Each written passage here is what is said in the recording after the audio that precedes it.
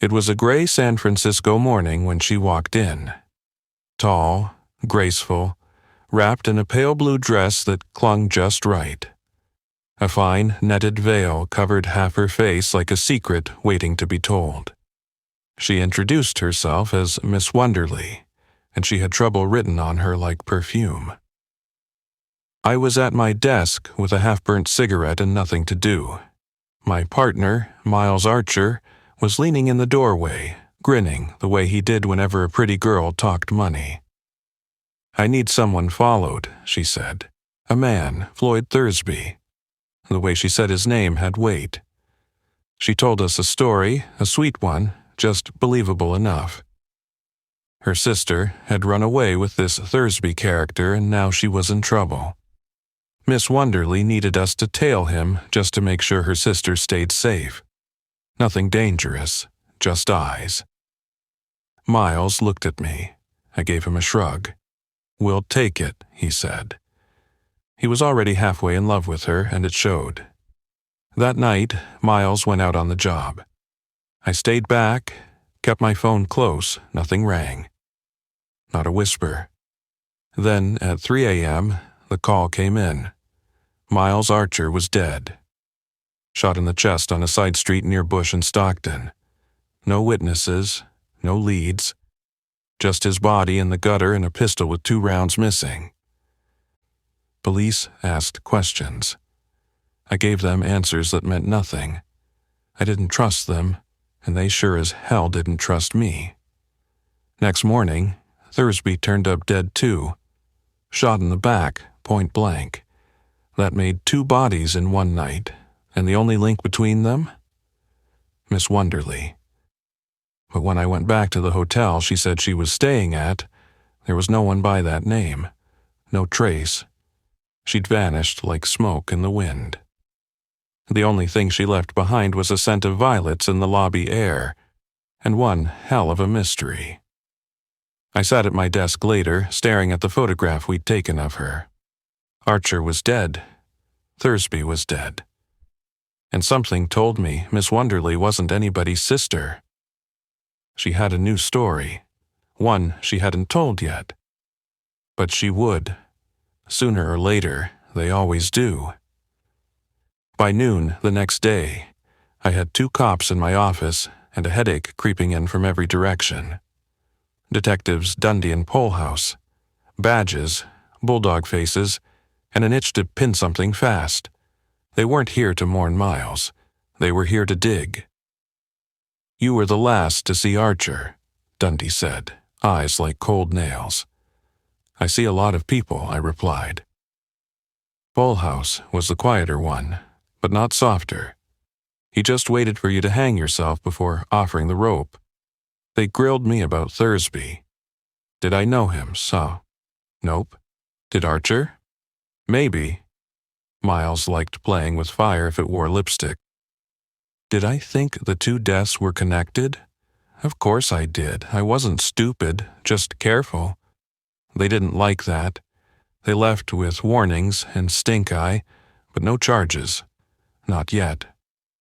Back at the office, the secretary, Effie, gave me a look. "You gonna tell me what's going on?" I lit a cigarette. "We had a client. She lied. Now we've got 2 stiffs and no answers." "You think she did it?" "I think she knows who did." That afternoon she walked back in. Same dress, different name. "Mr. Spade," she said, voice softer than before, like she'd swallowed guilt and called it lunch. "My name is Bridget O'Shaughnessy. I lied to you. I'm sorry." "That much I guessed," I said. She sat on the edge of the chair like the cushion might catch fire. "Thursby was a partner, of sorts. We worked together. But I didn't kill him. And I didn't kill your partner." She told a new story. This one involved a man named Joel Cairo, something valuable that had been stolen, and fear, lots of it. "I'm being followed," she said. "I don't know who I can trust." I watched her carefully. She was good, real good. The tears were just wet enough to look real, but not enough to smear the mascara. "You're not telling me everything," I said. "No," she admitted, "but I will if you help me." I leaned back, took a long drag, and exhaled slow. "You got $200? She blinked. "What?" "Retainer, in advance." She opened her purse. I didn't smile, but inside I was already moving 3 steps ahead. Bridget O'Shaughnessy had stories. Now she had me. And somebody wanted her dead bad enough to kill 2 men. That meant she had something worth dying for. The only question was, what? It was just past 5 p.m. when the next player stepped into my game. Joel Cairo. Dark suit, delicate features, and enough pomade in his hair to drown a cat. He smelled like gardenia and money, and neither sat right with me. He introduced himself in a voice that tried too hard to sound casual. "I represent certain interests in the East, Mr. Spade." He sat primly, legs crossed, gloves still on. "I understand a certain object has resurfaced, and you may know where it is." I said nothing. He reached into his coat and pulled out $5,000 in crisp bills. "For your cooperation and discretion." I stared at the money, then I stared at him. What kind of object? He hesitated. "A statue. Black, of a bird." There it was, the first whisper of the falcon. I kept my face blank. Can't say I've seen anything like that. Cairo blinked, reached for his coat again. But this time, it wasn't more bills. It was a pistol, tiny, silver, and trembling in his gloved hand. "I regret this, Mr. Spade, but I must insist." I chuckled. "You point that pop gun at me again and I'll make you eat it." He waved it nervously. I leaned forward slowly, arms raised. And when I moved fast. The pistol hit the floor. So did Cairo. He flailed like a fish in a rain barrel, but I pinned him down and emptied his pockets. Passport, business card, foreign bills, all legit or legit looking. I tossed the gun on the desk. "You're lucky I don't press charges." He sat up, straightened his tie. "I apologize," he said. "It was impulse." "You got impulse control issues, Cairo. Please, this is bigger than you know. That bird, people have died for it." I lit a cigarette and poured us both a drink. "Start talking." He did. In vague, oily terms. A relic, centuries old, coated in enamel, rumored to be solid gold beneath. Disappeared from Constantinople in the 1500s. Traded hands. Disappeared again. Now it might be in San Francisco. Cairo believed Bridget O'Shaughnessy had it or knew where it was. And if he was right, this wasn't just a missing statue. It was the kind of thing men kill for and die chasing. Cairo left with a bruised ego and no falcon.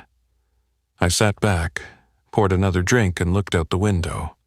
Bridget, Cairo, the bird, and 2 bodies in the ground already.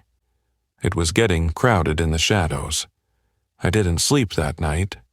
Not because I was worried, because I was curious. The kind of a curiosity that gets men killed, but I've never had much use for self-preservation when the truth's dangling just out of reach. Next morning, Bridget came back. She looked different, shaken. Her dress was wrinkled, her lipstick faint, like she'd been running or hiding. "Joel Cairo came to see you, didn't he?" I didn't answer. I didn't have to. "He thinks I have it," she said. "Do you?" She hesitated. That was her answer. "I need your help, Sam." "You're paying for it." She moved closer. Her perfume wrapped around the room like fog in an alley. "You're the only one I can trust." That's what they always say before the bullets start flying. She looked at me with those glassy, dangerous eyes. The kind that makes smart men stupid. That afternoon I got tailed. A kid in a checked coat, no more than 20, with a look that said, gun in the pocket, orders in the ear. I let him follow me 3 blocks before ducking into a hardware store and circling back. I tapped his shoulder. You lost, sweetheart? He jumped like I'd slapped him. Gutman wants to talk, he said. Tonight. Alexandria Hotel, Suite 12C. He ran off like his shoes were on fire. Casper Gutman. Cairo mentioned him once, barely. Said he was interested in the item. That was it. But people didn't call him the Fat Man for nothing. He had money, power, and a reputation for getting what he wanted, by checkbook or chokehold. At 8 p.m., I walked into 12C. It was like stepping into another world. Thick carpet, gold ashtrays, cigars that smelled like foreign ports and bribes. And there he was. Casper Gutman, a mountain in a silk vest, with a voice like molasses and a smile that belonged on a hungry shark. Mr. Spade, a privilege. Sit, sit. He poured bourbon like he was baptizing me. I hear you're a man who knows things. I know what I'm paid to. Then let me pay you to know more. He leaned in, talked about the Falcon, how he'd searched for it for 17 years, how it passed through kings, pirates, emperors. A black bird, he said, eyes gleaming, enamel over gold, jewels beneath, priceless. He offered $25,000 cash, if I helped him get it. And Miss O'Shaughnessy, I asked. A tool, he said, useful until she's not. I shook his hand. Then I left. Not because I believed him. Because I needed time to decide who was lying less. And how many more bodies it would take to get to the truth. By morning, the city was buzzing like a hive kicked sideways. Word on the street was that another body had turned up near the Embarcadero. Stab wounds, no ID, just a foreign passport and a manila tag in his coat pocket. I already knew the name before the cops released it. Captain Jacoby. Bridget had mentioned him once. Said he was supposed to deliver a package. I didn't know what was in it then. I did now. At the office, Effie was pale as a ghost. You got a package, she said, from a sailor. Bleeding. Collapsed the second he walked in.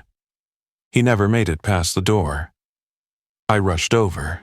There he was, Jacoby, sprawled in the hallway, his coat soaked through. In his arms, a wrapped bundle the size of a turkey, tied in oilcloth and rope. The Falcon.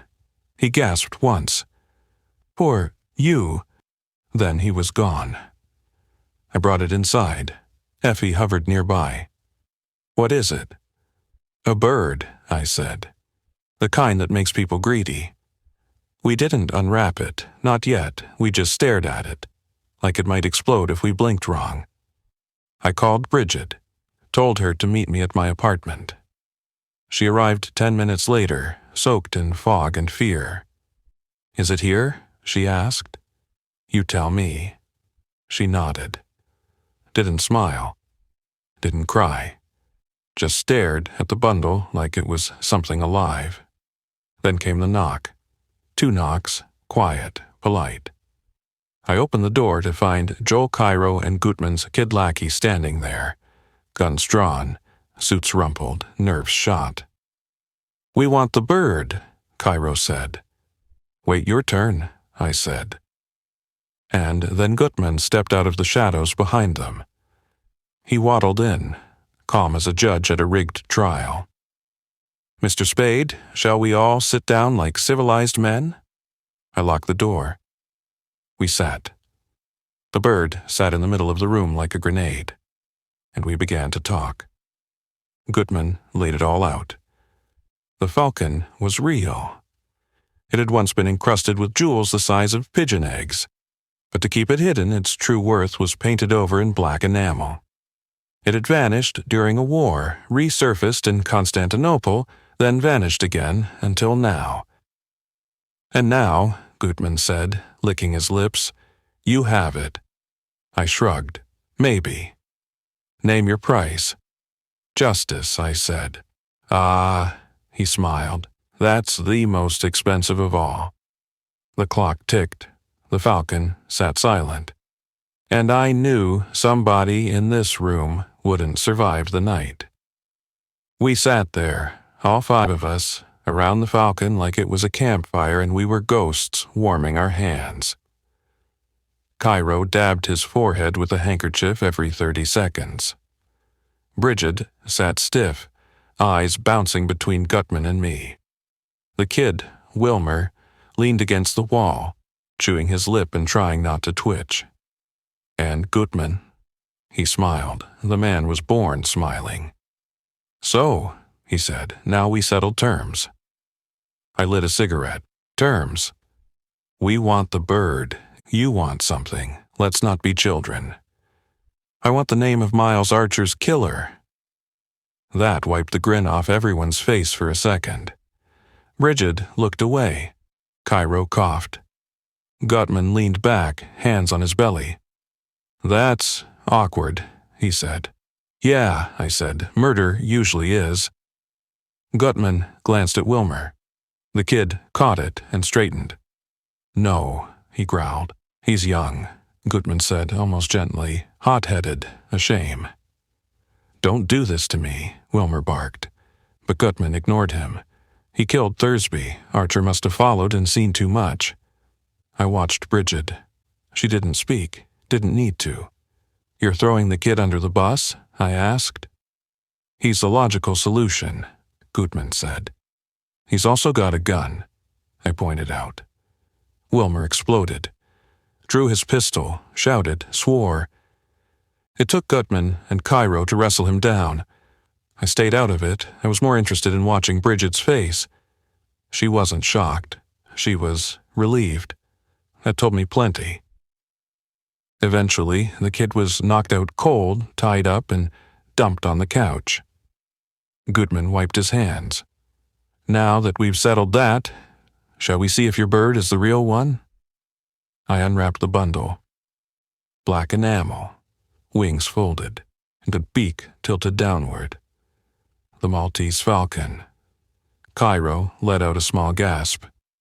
Gutman touched it like it was holy. Then he drew a small penknife and began scraping the enamel. Nothing underneath. No gold, no gems. Just dull black lead. His hand began to tremble. It's a fake, he whispered. He scraped harder. Shards fell to the floor. His breath caught in his throat. It's a bloody fake! He staggered back, face pale. Cairo cursed in a language I didn't recognize. Bridget blinked fast, once, twice, and I said nothing. Because the bird may have been fake, but the murder was still real. The room cracked like a dry branch. Gutman roared, an animal sound that didn't belong in a silk vest and fine shoes. He slammed his fist into the table, and the Falcon bounced with a hollow thud. 17 years, he said, voice low and burning. 17 years of chasing this fake. Cairo looked like he might faint. You said it was the real one, he snapped at Bridget. You said it came from Hong Kong. She stiffened, didn't deny it. I was told it was real, she said. I never saw beneath the enamel. You lying little? I stepped between them. Easy, Cairo. You start swinging and I'll start shooting. Gutman, breathing hard, picked up the Falcon and stared at it like it had insulted his mother. It must be the Russian dealer, he muttered. He must have switched it. The real one's still out there. So what now? I asked. He looked up slowly. A hint of fire still behind those eyes. We go on, of course we do. The trail continues. Cairo looked at him like he was insane. You'll spend your life on this. Better than wasting it on cheap copies, Gutman said. He straightened his vest, calm again. "Spade," he said. "I'd like you to accompany me to Istanbul. I'll pay well." I laughed. "I don't cross the bay for less than a court order." Gutman nodded. "Expected it. Then our business concludes here?" They gathered the Falcon, still treating it like treasure, and picked up Wilmer's unconscious body between them. "He'll be angry when he wakes," Gutman said, "but he'll understand." "No," I said, "he won't. And if he doesn't hang for Archer, someone else will." That stopped them at the door. I gave Bridget a long look. "Wait here." They left. And the room went quiet again. Bridget sat down slowly. "It was fake," she said, like she still didn't believe it. "So was a lot of what you told me." She flinched. I poured us 2 drinks. "So, let's start over. Honest this time. Who killed Miles Archer?" She looked at the glass but didn't drink. Then she said, "I did. No drama, no tears. Just 3 words, dropped like lead into still water. He loved me," she said, "but I needed him out of the way. I thought Thursby would kill him, but Miles followed me that night instead. I didn't plan it that way. So, you shot him." She nodded. "And Thursby? Wilmer did that. I didn't know he would." I stared at her for a long time. She didn't cry, didn't beg. She just looked at me like I was the last thread she had left. And I had to decide whether to hold on or let go. I lit a cigarette. Bridget sat across from me, small and still. The morning light cut through the blinds like prison bars. She had just confessed to murdering Miles Archer, my partner. The room didn't feel big enough for both of us anymore. "Why, Bridget?" I asked. "He was in the way," she said. "He would have ruined everything. He followed me when I told him not to." She looked up, her voice cracked, but her eyes didn't waver. "I didn't want to kill him, Sam." "But you did." Silence. I walked to the window and stared down at the street. People moving. Cabs honking. The city kept spinning, like it didn't care a damn about the people it swallowed. I turned back to her. "You thought you could play everyone. Cairo, Gutman, Thursby, me." "No," she said quickly. "Not you. Never you." She stood, crossed the room, tried to reach for my hand. I didn't let her. "You killed my partner." "I was desperate," she whispered. "I was alone. I was scared." "And now you want me to forget it? Just sweep it under the rug and pretend you're the victim?" Her face tightened. "I love you, Sam." The words dropped heavy. I wanted to believe them. How? Part of me did. But I'd seen that look before, on every woman who cried with one hand and reached for a knife with the other. "Don't say that," I muttered. "It's true. It doesn't matter." She stepped closer, eyes wide. "You can't send me to the police. You won't. You're not that cold." I stared at her. And maybe she was right. Maybe I wasn't cold, but I was tired. Tired of lies, tired of bodies, tired of pretending the line between good and bad hadn't already been blurred to hell. "I'll wait for you," she said. "You can fix this." "No, Bridget, I can't." "Why not?" "Because Miles was a son of a bitch, but he was my partner." She backed away slowly. "You're not going to do this." I picked up the phone. Dialed the precinct. "Put me through to Lieutenant Dundee." She didn't scream. She didn't cry. She just sat back down and stared at the floor. By the time the cops arrived, she'd already gone quiet. Like someone who knew the last lie had finally run out. They took her in cuffs. She didn't look back. And I didn't watch her go. Because this is how it works in my business. Some days you chase birds. Some days you bury ghosts. And some days you turn in the woman you wanted to save, because you have to. The silence after they took her was thick enough to drown in. I sat in the office with nothing but the sound of the city outside. Cabs, foghorns, and the occasional siren headed somewhere else. I poured myself a drink and stared at the place where Bridget had sat, where she'd told me she loved me, where she'd told me she killed Miles Archer. It didn't feel like a victory, didn't even feel like justice, just felt necessary.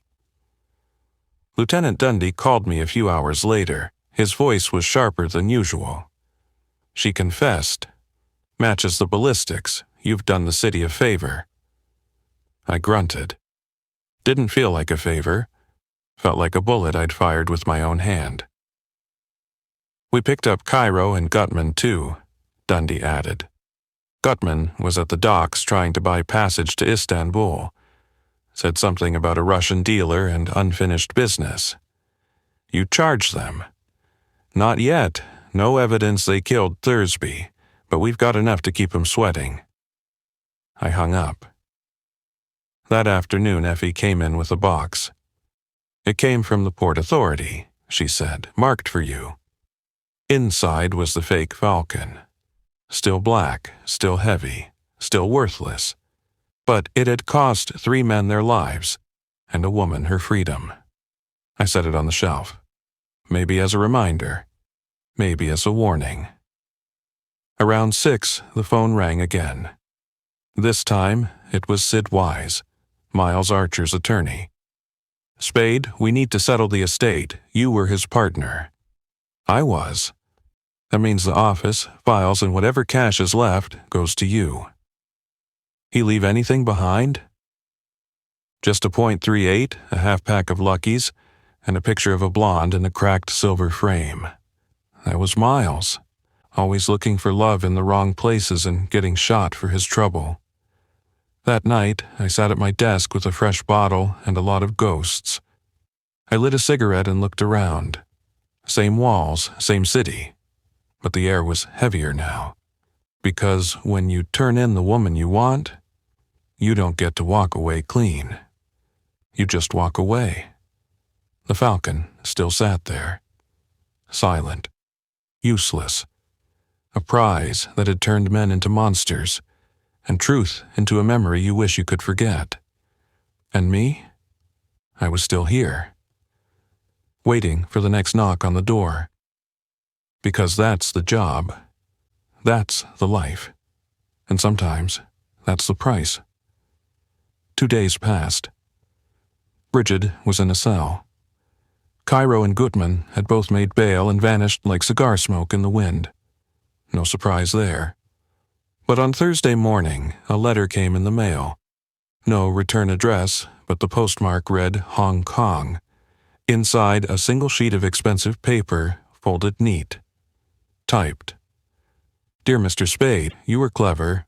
Too clever, perhaps. The real Falcon was never on that ship. It left Constantinople years before you were born. It will resurface again, as it always does, when greed outweighs caution. But you already know that. Yours in admiration, R.K. No signature, just initials. No clue who R.K. was. But I had a hunch, another hand in the hunt, someone watching from the sidelines. Maybe the Russian dealer Gutman mentioned. Maybe the real player behind the curtain. Whatever it meant, one thing was clear. The Falcon wasn't gone. It was just waiting. I showed the letter to Effie. She frowned. What will you do? I shrugged, lit another cigarette down. Probably nothing, until someone else gets killed over it. She nodded. Didn't like it, but understood. That's why I kept her around. She didn't need stories. Just truth. Later that night I walked by the docks. Fog rolled in thick, wrapping around the bay like a secret. I stopped near Pier 17. the place Jacoby was last seen alive. Watched the water for a while. A gull called out. Somewhere, a ship's horn groaned. I thought about Bridget. I thought about Miles. I thought about all the people who touched that cursed black bird and ended up 6 feet under or locked behind iron. What was it about that thing? A lump of lead and legend. People saw what they wanted in it. Gold, glory, escape, but all it ever gave them was ruin. I walked back to my place, sat at the desk. The fake Falcon sat on the shelf, casting a long cold shadow in the lamplight. I poured a drink. One for me, one for Miles. Then I raised my glass. To the stuff that dreams are made of. And for a moment, I swear the bird smiled back. The next morning, I got a call from Lieutenant Dundee. He sounded like he'd been chewing nails since sunrise. Wilmer's gone. I didn't answer right away. Escaped from holding, he said, vanished. No prints, no trail, no witnesses. Gutman's work? Probably. That or someone's cleaning house. Bridget? Still in custody, he muttered, but her lawyer's making noise. Says she was manipulated, wants bail. I laughed once. She manipulated half the city. Don't let the other half fall for it. I hung up. Sat back. Lit a smoke. The city outside was buzzing. Cars, footsteps, telephones ringing across windows I'd never see through. It never changed. People lived, lied, and vanished. The system stayed broken and the cops stayed angry. But this case? This one left something behind. Later that day, Effie came in holding a box. Small, wooden, locked. It was left for you, no name. I opened it with a screwdriver. Inside, another envelope. Typed, same paper. You passed the test. The real Falcon is still hidden. Only those who resist it ever get close. Consider this your invitation. RK. Beneath the letter, a coin. Ancient. Worn. Stamped with a falcon. It looked worthless. And felt priceless. Effie stared at it. Are you going to follow it? No, I said. Why not? Because I already did, and I know where it leads. She nodded, but I could see it in her eyes. She didn't believe me, and maybe neither did I. That night, I walked to the marina, held the coin for a long while. Then I tossed it into the bay. It sank without a sound. That should have been the end. But when I got home, the Falcon was gone. Shelf empty. No sign of forced entry. Just a new card left in its place. It never belonged to you. It never belongs to anyone. Some things aren't meant to be owned. Some dreams rot the hands that hold them. And some mysteries? They follow you forever. No answers, no endings. Just echoes. A week passed. The papers moved on. Miles Archer's name vanished from the headlines, replaced by strikes, society weddings, and another murder uptown. Bridget O'Shaughnessy was arraigned. She pleaded not guilty. The trial would be long. The verdict wouldn't. I visited her once, behind glass and iron. She wore gray and didn't smile. Did you mean it? She asked. Mean what? When you said you loved me. I didn't answer. She looked down. I meant it, she whispered. That was the last time we spoke. Back at the office, Effie kept things running. Phones, paperwork, clients who wanted cheating husbands tailed and missing cats found. But it wasn't the same.